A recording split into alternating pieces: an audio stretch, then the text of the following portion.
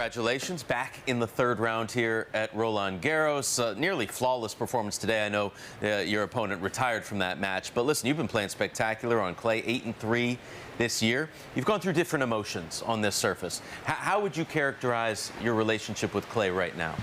Yeah, it's getting better. I mean, I don't think I will ever really like it or love it, but I don't hate it anymore. I play it, it's my job to play tennis. I love to win.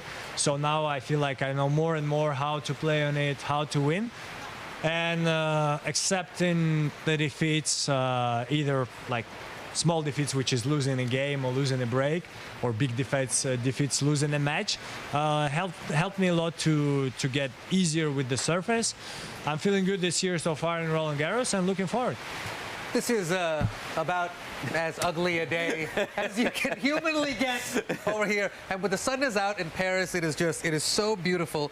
My question for you, who is able to adjust to any kind of court, any kind of surface, which conditions here favor your game?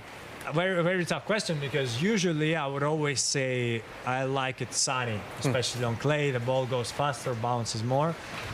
But last year in Rome, when I won, it was raining every day. It was super heavy courts, heavy balls, raining every day.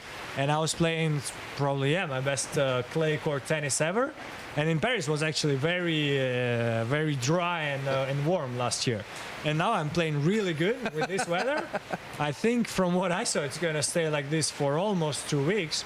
So if I play like I did last year in Rome, I take it. I prefer this weather. Whatever comes, we know you'll adjust. Danny, you've been on the height of the men's game now, at the top for the last few years, quite some time. My question is, it's an interesting time, coming into this event. Carlos was a little injured. Novak hasn't played great. Yannick and his hip. Do you feel this is maybe the most open a Grand Slam has been in some time?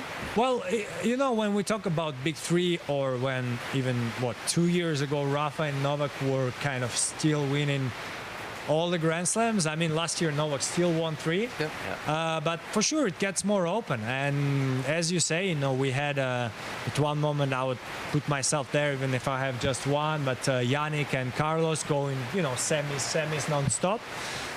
Now I feel like, a lot more players are playing better, maybe scared less. Like, when I played Tommy in Rome, I myself could do many things better, but he came there, crushed me, and went to the next match, So it is what it is. I think, let's see. The first 5-6 seeds are still the same. We're going to see who is in semis to think about it, but I do think it's more open than before. Yeah. Interesting. Big opportunities for you here. You've been a father now for about a year and a half. Normally, parents teach their children things. Is there anything that Elisa has taught you, Daniil? Has taught me? Not yet. She doesn't speak too many words yet, I think. Just by showing, it's tough to teach. Patience, maybe, I don't know. Sometimes, I mean, let's be honest. When you're a tennis player, you can talk as much as you want about kids. You don't see them that often. You travel around the world, so it's more my wife that tries to teach her things, and maybe, our daughter teaches her patience. Me, I'm there, less than my wife. So I think my daughter feels it.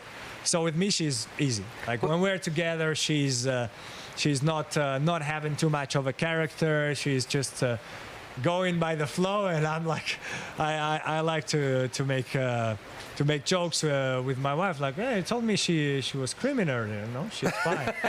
It is what it is. I try to spend as much time as possible with her, and it's a fun time. She loves Daddy. Would you like to see her go down the sports route, the artist route, the academic route? What do you think? I don't know. I want her to be happy to do whatever she feels like she wants to do. And then there is a thin line, because if I would have to choose myself at 10 years old, I'm not sure I would go to tennis. So it's a thin line where you as a parent, you need to see what she likes doing and what she can do, where she can do well, because I think it's still important in life. And also you don't want to force her. So that's too early for the moment, but she likes her small racket that she has. Nice. She likes playing with the ball. She likes kicking the ball. So let's see. If she comes to tennis, I'm not sure I will be able to be there for the matches. I would be too stressed. Very good. How come at 10 you wouldn't have chosen tennis? No, but what I mean is, you know, at 10 years, sometimes you want to go to space and you can become a astronaut.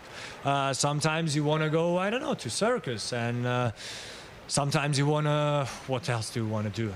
You want to become maybe a flower guy, you know, and you never know. And at this time, my parents were giving me a lot of opportunities, and somehow with tennis, it kind of clicked together. We started playing tournaments. I started practicing more. It was kind of, my father wanted me to play. I think I liked it myself, but if it would be only me deciding, I think after one defeat, I would say, okay, bye. You know, you lose 7-6 in the third, and you're like, okay, next time in 30 years. I could, Danny, I can see it. 2040, little Alyssa and baby Rafa, little mixed doubles maybe, Roland Garros. Roland Garros, I would be happy if she likes clay a bit more than me. It would be easier for us parents. But yeah, again, if she likes tennis, if she wants to play, if I can help her with my experience to maybe be good in tennis, I would only be happy to see her on the biggest stage. That's beautiful.